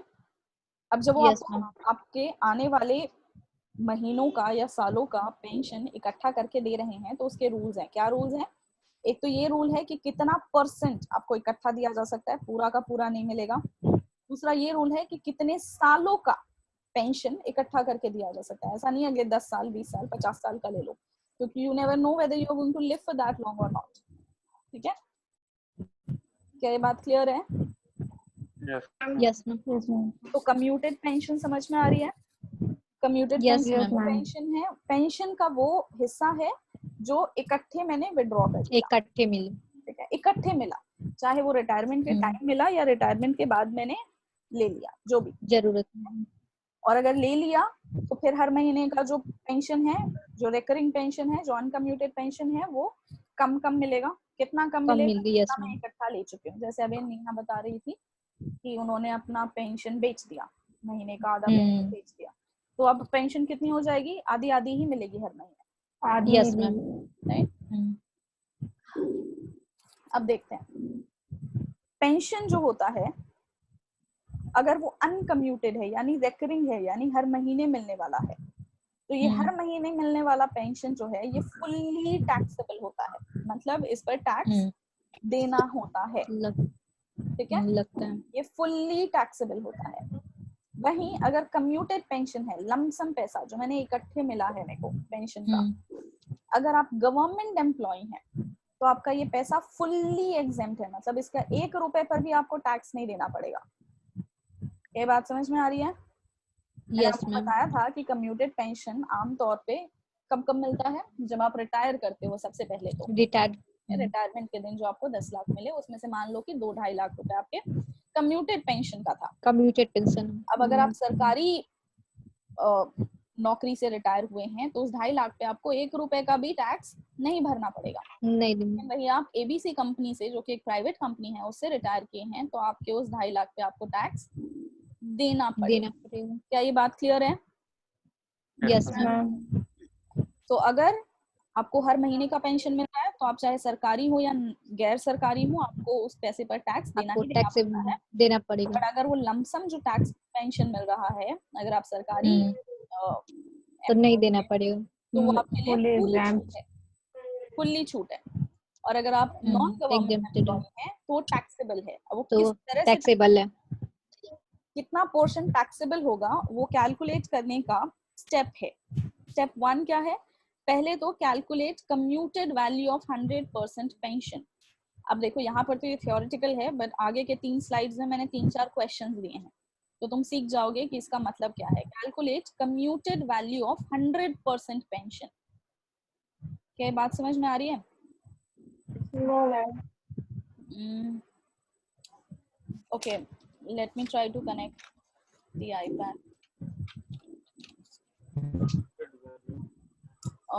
चलो मैं ये क्वेश्चन से समझाऊंगी, ठीक है? एक क्वेश्चन से स्टेप 2 कहता है if no gratuity is received then 1/2 of step 1 is exempt। तो टैक्सेबल कितना होगा? the other 1/2। अगर ग्रेचुइटी मिला है, gratuity is received, then 1/3 of step 1 is exempt, यानी टैक्सेबल कितना होगा? 2/3। ये सारे फिगर्स जो है ना, ये आपको याद करने होंगे। ग्रेचुइटी नहीं मिला है तो आधा पैसा एग्जेम्प्ट है, और ग्रेचुइटी मिला है तो 1/3 एग्जेम्प्ट है। अब ग्रेचुइटी क्या होता है ये मैं आपको पढ़ा चुकी हूँ पिछले वाले स्लाइड्स में, जब मैं आपको आइटम्स पढ़ा रही थी। ग्रेचुइटी क्या होता है? आपकी लॉयल्टी के लिए, आपके वफादारी के लिए, जब आप कंपनी छोड़ रहे होते हैं तो आपको कंपनी जो भी एक इकट्ठा अमाउंट मिलता है, 10 लाख, 15 लाख, 20 लाख, 5 लाख, जो भी अमाउंट मिलता है, दैट्स कॉल्ड एज ग्रेचुइटी। तो अगर आप कम्यूटेड पेंशन के साथ, इकट्ठे वाले पेंशन के साथ ग्रेचुइटी भी मिला है तो कितना टैक्सेबल होगा? 1/3।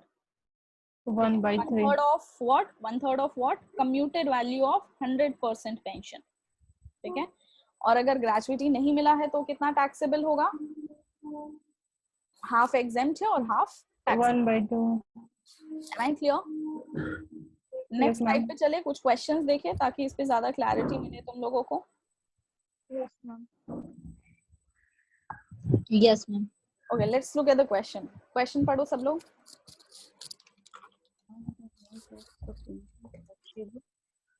For the assessment year 2019 to 20 in the following cases on the assumption that become due on the last day of each month. Look at the question. Determine the amount of, I think there's one more participant.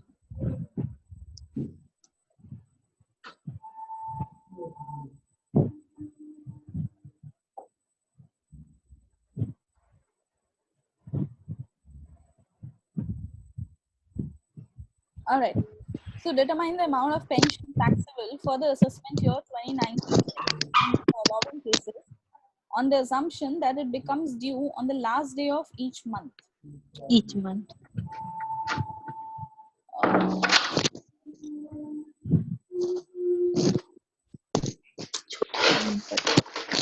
Just a second, guys.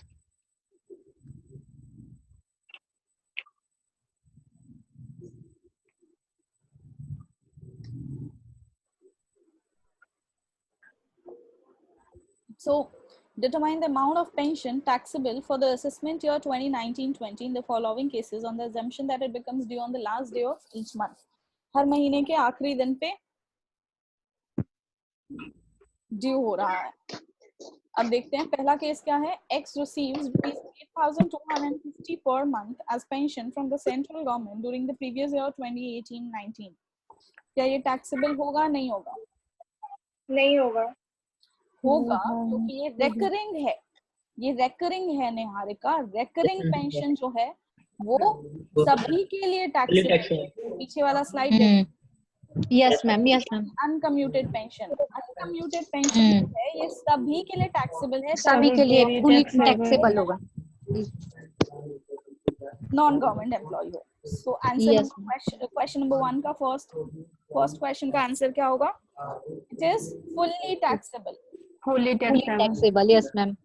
Look at the next part. अच्छा ये जो questions है ना, ये छोटे-छोटे questions मैंने सिर्फ आपके अंडरस्टैंडिंग के लिए बनाए हैं. एग्जाम में जो क्वेश्चन आएगा वो थोड़ा मतलब वो एक होगा तो ऐसा ही, बट वो एक क्यूमुलेटिव क्वेश्चन होगा. उस एक क्वेश्चन के अंदर ग्रेचुइटी भी होगा, लीव सैलरी भी होगा, पेंशन भी होगा. वो एक लंबा चौड़ा क्वेश्चन बन जाता है. बट मैं जब आपको समझाने के पॉइंट ऑफ व्यू से पढ़ा रही हूँ तो मैं हर टॉपिक के छोटे-छोटे क्वेश्चंस पढ़ा रही हूँ. ठीक है. मतलब अगर आपने छोटे-छोटे पार्ट्स लर्न कर लिए तो वही पार्ट्स जब आपको इकट्ठे प्रेजेंट किए जाएंगे in the form of a long question, be able to solve it. So that's the objective. आप मेरे साथ जितने भी सब टॉपिक्स पढ़ोगे, ये सारे आइटम्स जब पढ़ोगे तो मैं आपको सबके अलग-अलग से छोटे-छोटे क्वेश्चंस करवाऊंगी. ठीक है. नेक्स्ट देखो. X receive ₹10,650 per month as pension from Punjab during the previous year 2018-19. Taxable है, नॉन टैक्सेबल है? ऊपर वाले क्वेश्चन टैक्सेबल है मैम क्योंकि पर मंथ मिलता है. नीचे वाले क्वेश्चन में स्टेट गवर्नमेंट से मिल रहा है. मान लो अगले क्वेश्चन में प्राइवेट कंपनी से भी मिले तो भी फुल्ली टैक्सेबल. यस मैम, तो भी फुल्ली टैक्सेबल होगा. रेकरिंग पेंशन है, uncommuted pension. Monthly. Next question वही है. X receives ₹4,000 per month as a pension from private company है. सेम ही है. टैक्सेबल होगा? नहीं यस होगा. मैम. फुल्ली टैक्सेबल होगा फुली टैक्सेबल होगा. नेक्स्ट क्वेश्चन और इसका नेक्स्ट क्वेश्चन. तो पहले एक काम करो कि इस क्वेश्चन के जो डिटेल्स हैं वो कहीं अपने नोटबुक पे नोट कर लो, बिकॉज इस क्वेश्चन को सॉल्व कराने के लिए मैं आईपैड कनेक्ट करूंगी तो ये स्क्रीन शेयर नहीं हो पाएगा. ठीक है. Okay ma'am. I am sure आप लोग सब नोटबुक लेकर बैठे ही हुए हो. तो X retires from government, central government service. So सबसे पहले तो ये क्या ध्यान में रखने वाली बात है कि गवर्नमेंट जॉब है. Government job. 2018. 31 मई 2018. डेट ऑफ रिटायरमेंट क्या है? मैं भी नोट कर लेती हूँ. Just wait. 2018 pension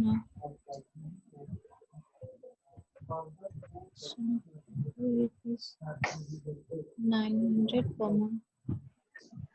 so date of retirement क्या है? 31 मई 2018.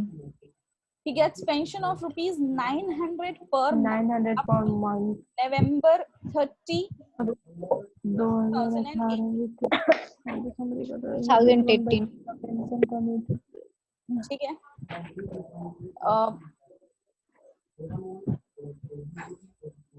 30/11 तक इसको 900 रुपए मिले हैं हर महीने. ठीक है. With effect from December 1, 2018, he gets 1/3 of his pension commuted. 1/3 of his pension commuted for ₹46,000. So 1/12 को 1/3 कम्यूट करा रहा है और 46,000. और वो है 4. ठीक है. अब ये क्वेश्चन समझ में आ गया ना सबको? Yes ma'am. ध्यान से देख लो, क्वेश्चन अगर समझ में आ गया है तो मैं Central ये government slide takes my stop करके दूसरी he स्लाइड gets शेयर करूं। pension rupees 9 per month up to November 30. It is ability with from December. Can I Get change 1/3 the of slide? pension. Yes ma'am.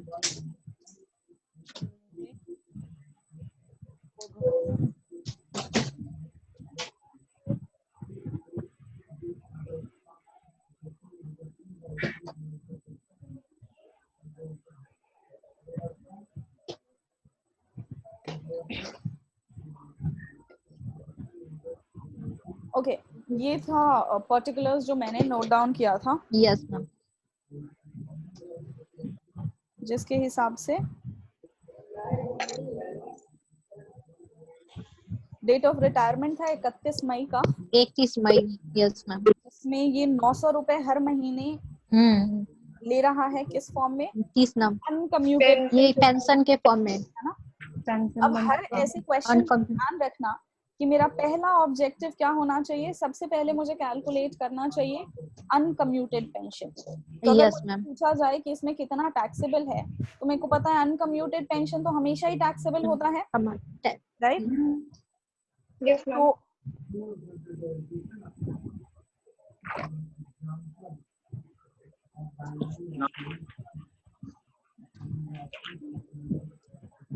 तो मैं जब uncommuted pension निकाल रही हूँ तो मेरा जून से लेकर 31 मई को ये रिटायर किया है, तो जून से लेकर नवंबर तक का सैलरी तो पूरा टैक्सेबल होगा। Yes ma'am. कितने महीने हो गए? 6 महीने। और हर 6 महीने कितना मिल रहा है इसको? 900 रुपए, right? So that will make it to be 5400, right? Yes ma'am. Yes ma'am. दिसंबर से लेकर अगला साल मेरा मार्च तक मिलेगा इसको। कितने महीने हो गए? 4 मंथ, राइट? इस 4 महीने में इसको लुक एट द रूल्स। अच्छा, तुम्हारे पास वो स्लाइड तो होगा नहीं, बट मैं तुम्हें याद दिलाने की कोशिश करती हूँ, क्योंकि ये एक गवर्नमेंट एम्प्लॉय है, ठीक है? क्योंकि यस मैम। और गवर्नमेंट एम्प्लॉय है, इसलिए इसका तो उस पे नहीं लगे, वो जो इसको 46,000 टैक्स नहीं लगे, है, ये तो फुल्ली एग्जेम्प्ट है। Yes ma'am. इस पे तो इसको टैक्स नहीं देना, नहीं देना है, राइट? तो इसकी तो बात ही नहीं है। अगर ये प्राइवेट होता तो फिर इस 46,000 पे भी इसको टैक्स देना पड़ता। टैक्स देना पड़ता। किस रूल से टैक्स देना पड़ता? किस रूल से टैक्स देना पड़ता? वो दिसंबर से मार्च तक का उसमें से माइनस करना पड़ेगा। 900 गुणित 4 1/3 या 1 सेकेंड, 1/2 या 2/3, सॉरी 1/2 या 1/3 एग्जेम्प्ट था, तो 1/2 या 2/3 टैक्सेबल होगा, राइट? स्टेप 1 और 2। 1/3। अगर ये प्राइवेट कंपनी एम्प्लॉय होता तो, बट क्योंकि ये गवर्नमेंट है इसलिए इसका कम्यूटेड पेंशन यानी कि 46,000 तो पूरा माफ है। मुझे इसका कितना यस मैम। टैक्स करना है? मुझे इसका सिर्फ और सिर्फ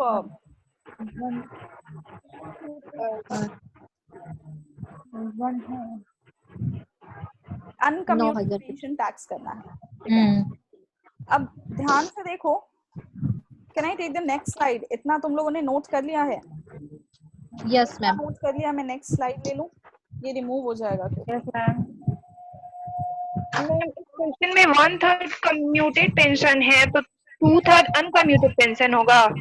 हाँ जी, एग्जैक्टली मैं वही लिखने वाली थी निहारिका।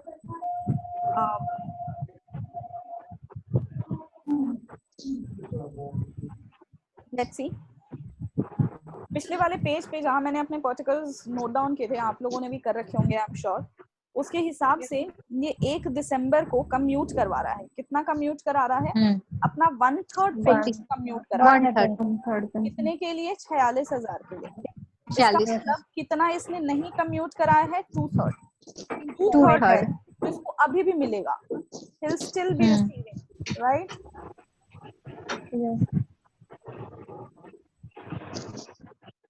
और ये कितना रिसीविंग कर रहा है? 2/3 ऑफ 900। 2/3 ऑफ 900 भी 600, राइट। तो अभी भी इसको हर महीने 600 रुपए तो मिलेगा, क्योंकि इसने अपना सिर्फ 300 हर महीने का कटवा के 46,000 एक साथ लिया है। Yes, ये नोट डाउन कर लो गाइज, ये तुम्हारी अंडरस्टैंडिंग के लिए जरूरी है, ठीक है। Once you are done, let me know, I'll remove this.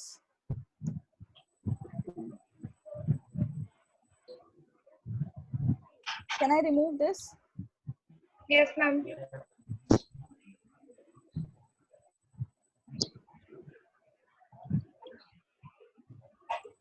So अगर इसको 2/3 अभी भी मिल रहा है, और वो 2/3 कितना है 600, तो ये 600 इसको 4 महीने तक 2400 है ना। तो इसका अनकम्यूटेड पेंशन कितना हुआ, इसका अनकम्यूटेड पेंशन टोटल कितना हुआ, इसका 24 और वो 54 था। टोटल अनकम्यूटेड पेंशन हुआ जून से लेकर नवंबर तक का 900 into 5400, और फिर दिसंबर से लेकर मार्च तक का 600 रुपए हर महीने का 400। तो इसका टोटल टैक्सेबल पोर्शन पेंशन कितना हो गया, ये 5400 plus 24. That's mister X's taxable pension, ठीक है। टैक्सेबल पेंशन में 46,000 रुपए और आते, जो वो 46,000 नहीं, उस 46,000 का कुछ पोर्शन और होता जो वो नॉन गवर्नमेंट एम्प्लॉय होता, बट क्योंकि ये गवर्नमेंट एम्प्लॉय है और गवर्नमेंट एम्प्लॉयज का कम्यूटेड पेंशन जो है वो फुल्ली एग्जेम्प्ट होता है, इसलिए उस 46,000 पे इसको कोई टैक्स नहीं देना, कोई टैक्स नहीं देना, ठीक है। उसको चाहो तो यहाँ पर नोट्स में लिख लेना, I am very short of space but I am sure you guys are sitting with your notebooks, तो आप लोग नोट कर सकते हैं यहाँ पर that since mister X is a government employee, therefore the amount received by him as commuted pension, which is 46,000, will be fully exempt. No amount of that portion will be taxable. Is it clear? Yes, ma'am.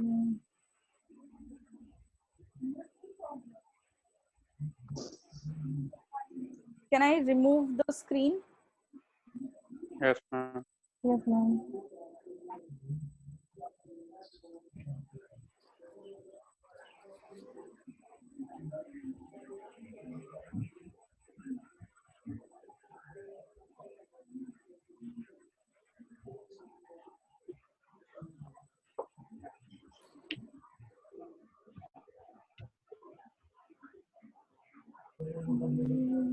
तो वापस चलते हैं अपने slide पे।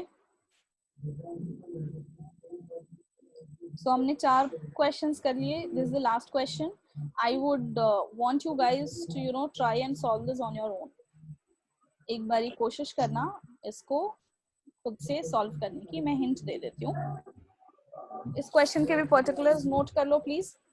कहा गया है कि x retires from ABC company on June 30th 2018। अब ये एबीसी कंपनी जो है ये एक प्राइवेट कंपनी है, ठीक है, एबीसी लिमिटेड नहीं है, एबीसी लिमिटेड तो होगा ही but ABC is a private company. So he retires on 30/6/18।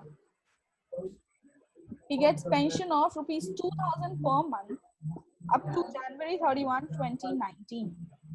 जनवरी 31, जून से लेकर, जून नहीं जुलाई से लेकर जनवरी 31 तक, यानी 7 मंथ्स तक इसको कितना पेंशन मिला? 2000 पर मंथ। इसको पेंशन मिला है 2000 पर मंथ। अब ये फुल्ली टैक्सेबल होगा। क्यों फुल्ली टैक्सेबल होगा? क्योंकि कम्यूटेड पेंशन तो सॉरी अनकम्यूटेड पेंशन तो हमेशा ही टैक्सेबल होता है, चाहे वो सरकारी हो या प्राइवेट हो। नीचे दिया है with effect from February 1, 2019 he gets 60% of pension commuted for rupees 40,800। February 1 को इसने 60% कम्यूट करा दिया और कितना 40,800 रुपए इसको मिला, ठीक है।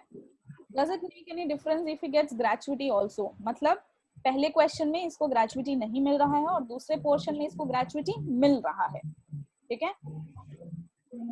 Am I clear? इसमें आपको दोनों चीजें कैलकुलेट करनी है, उसको ग्रेचुइटी मिल रहा है तब भी और ग्रेचुइटी नहीं मिल रहा है तब भी। ठीक है, क्या ये क्वेश्चन नोट कर लिया है सबने? Because I would want you guys to do it as your homework. So बस इसके पर्टिकुलर नोट कर लो, जो नहीं नोट किए हैं तो मैं आपको अपने राइटिंग पैड के उससे नोट करवा देती हूँ। Can I change the screen share? 1 minute ma'am, screenshot कर लो ना।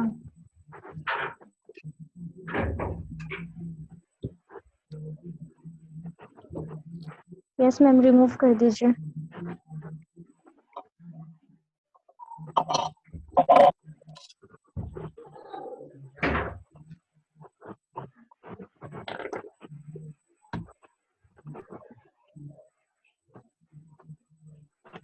Is this clear? यही था, 30 जून को रिटायर कर रहा है।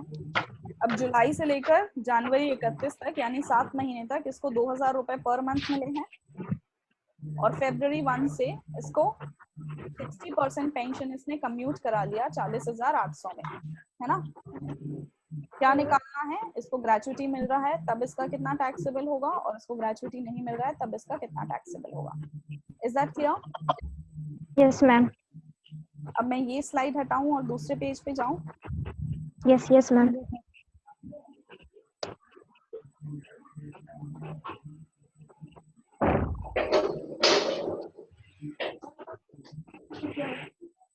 Okay, now let's see. इसमें इसका अनकम्यूटेड पेंशन और इसका कम्यूटेड पेंशन दोनों टैक्सेबल होगा।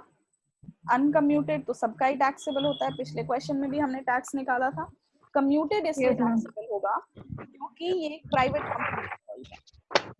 कंपनी है।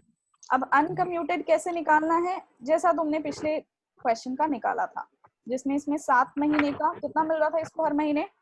2000 रुपए। 7 महीने का हो गया 14,000। और फरवरी 1 यानी फरवरी और मार्च, उस 2 महीने का कितना हो गया? इसी 2000 का 60% अगर उसने कम्यूट करा दिया तो कितना कम्यूट नहीं कराया?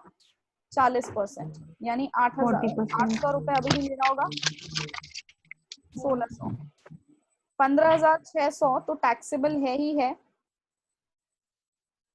कौन सा अमाउंट? टैक्सेबल अनकम्यूटेड, है ना? समझ में आ रहा है?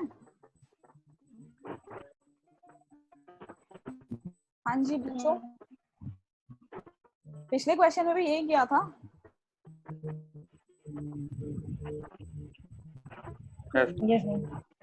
Is it clear? Uncommuted taxable होता है ना, इसका कितना अनकम्यूटेड है? 7 महीने तक पूरा, और बाकी 2 महीने तक 40%। कम्यूटेड कितना है इसका? इसका कम्यूटेड था 60%, और वो 60% कम्यूट करा के इसको कितना मिला था? 40,800। अब मैं 1 मिनट के लिए आपको दूसरे स्क्रीन पर लेकर चलती हूँ जरा।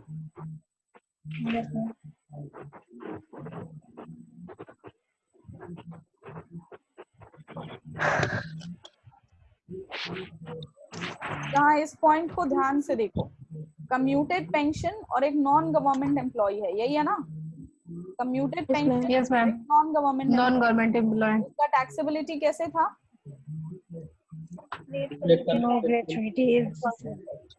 तो इसका टैक्सेबिलिटी कैसे था? इसका टैक्सेबिलिटी था सबसे पहले तो 100% वैल्यू ऑफ कम्यूटेड पेंशन निकाल लो। फिर दूसरा क्या था? ग्रेचुइटी रिसीव क्या है? तो 1/2 एग्जेम्प्ट है, और ग्रेचुइटी रिसीव क्या है? तो 1/3 एग्जेम्प्ट है। 1/3 of what? 1/3 of step 1, 1/3 of step 1। अब आते हैं इस क्वेश्चन पे अगेन। और ये क्या हो गया? अब देखो, स्टेप वन के अकॉर्डिंग मेरे को क्या करना है? स्टेप वन क्या था? 100% ऑफ द कम्यूटेड वैल्यू निकालो। अब अगर 40,800 60% है तो इसका 100% कितना होगा? ये निकाल लोगे? 100 निकाल लोगे ना? ये हो गया इसका स्टेप वन। अब स्टेप 2 और 3 तुम लोग खुद कर लोगे? कर लोगे ना? 1/2 मैं ये डिलीट कर रही हूँ। ये नोट कर लिया सबने? नोट करने की I think you should be able to solve it on your own. मैंने समझा दिया, खुद से करके देखो। कल डिस्कस करेंगे, कल नहीं परसों। अब अगर ग्रेचुइटी नहीं मिला है और ग्रेचुइटी मिला है, कहते हैं अगर ग्रेचुइटी नहीं मिला है तो 1/2 एग्जेम्प्ट है, राइट? और ग्रेचुइटी मिला है तो 1/3 तो टैक्सेबल कितना? मेरे को एग्जेम्प्ट से थोड़ी मतलब है, मेरे को तो निकालना है कि टैक्सेबल कितना है। कितना टैक्सेबल? एंड 2/3। अब क्या ये क्वेश्चन सॉल्व कर लोगे एज होमवर्क? कोशिश करो। नहीं होगा तो कल मैंने बताया आप लोगों को that I'll not be able to take the class, so we'll solve it, in the next class day after tomorrow perhaps, right? Yes. Is that clear? Okay, ma'am. आपकी आईडी और पासवर्ड सेम रहेगी guys, ठीक है? Yes. Can I stop screen share? Next topic पे चले? Yes, sir.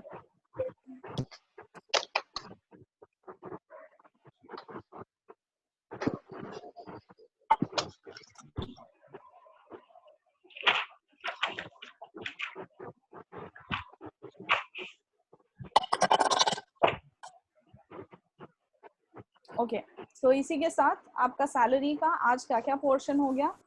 आपने basic salary का concept पढ़ लिया, राइट?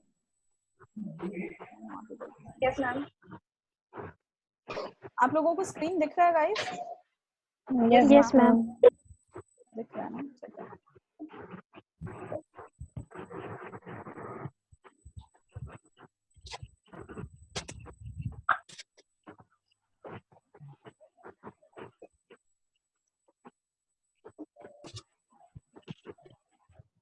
सो आप लोगों ने इसी के साथ आज क्या कर लिया?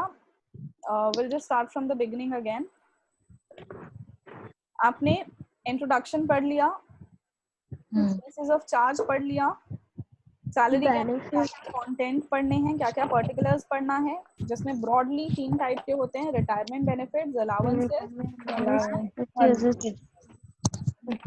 परक्विजिट्स, ठीक है? उसके बाद हमने स्टार्ट किया रिटायरमेंट बेनिफिट्स के साथ। हमने स्टार्ट किया एक्चुअली बेसिक या ग्रेड पे के साथ, जो इस स्क्रीन में नहीं है, जो इस स्लाइड में नहीं है, बट मैंने वो आपको समझा दिया। फिर हमने पेंशन समझ लिया, उसके ऊपर कुछ क्वेश्चंस प्रैक्टिस कर लिए, और अब हम करेंगे next topic which is gratuity, ठीक है? ग्रेचुइटी, ये स्लाइड अभी भी मैं बना ही रही थी तो ये थोड़ा इनकम्प्लीट है, बट ये पोर्शन कंप्लीट है, so will just go and finish this of. Gratuity होता क्या है पहले भी बता चुकी हूँ। ग्रेचुइटी वो पैसा होता है जो कंपनी छोड़ते वक्त या कंपनी से रिटायर करते वक्त कंपनी आपको देती है आपके वफादारी के लिए या आपके सर्विसेज के लिए। आपने इतने साल तक कंपनी में अपने कंट्रीब्यूशन दिया है इसलिए, ठीक है? ग्रेचुइटी जो है अगर वो किसी गवर्नमेंट एम्प्लॉय को मिल रही है, किसी सरकारी एम्प्लॉय को मिल रही है, तो वो फुल्ली एग्जेम्प्ट होती है, उसका 1 रुपए पर भी आपको नहीं देनी होगी। किसी नॉन गवर्नमेंट एम्प्लॉय को मिल रही है,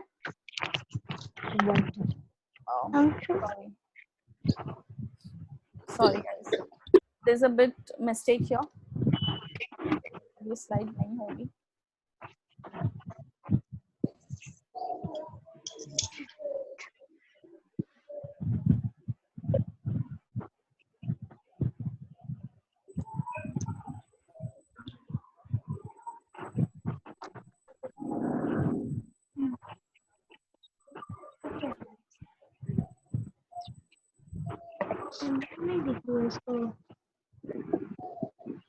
All right, now it is complete. So let's see, अगर ये ग्रेचुइटी किसी सरकारी एम्प्लॉय को मिल रही है तो फुली एग्जेम्प्ट होगी, बट किसी अगर गैर सरकारी एम्प्लॉय को मिल रही है तो हम ये देखेंगे कि क्या ग्रेचुइटी एक्ट एप्लीकेबल है कि नहीं। ग्रेचुइटी एक्ट 1972 लॉ में एक एक्ट है। अगर आप लोगों ने कभी इंडस्ट्रियल लॉ पढ़ा होगा तो ग्रेचुइटी एक्ट पढ़ा होगा। ग्रेचुइटी एक्ट 1972 है। क्या ग्रेचुइटी एक्ट एप्लीकेबल है कि नहीं, नॉट एप्लीकेबल है या एप्लीकेबल है। अगर नॉट एप्लीकेबल है तो least of the following should be exempt, और अगर एप्लीकेबल है तो इन तीनों में से जो लीस्ट है, सबसे कम है, वो एग्जेम्प्ट होगा। तो टैक्सेबल क्या होगा, तो टैक्सेबल क्या होगा, जो रिसीव्ड है उसमें से एग्जेम्प्ट माइनस करेंगे तो हमें टैक्सेबल मिल जाएगा। नोट्स देखो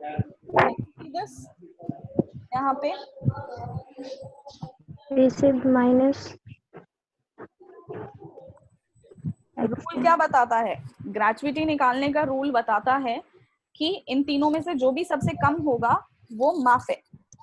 तो हमें माफी वाला तो निकालना नहीं है, हमें क्या निकालना है, हमें निकालना है कि कितना पैसा वो है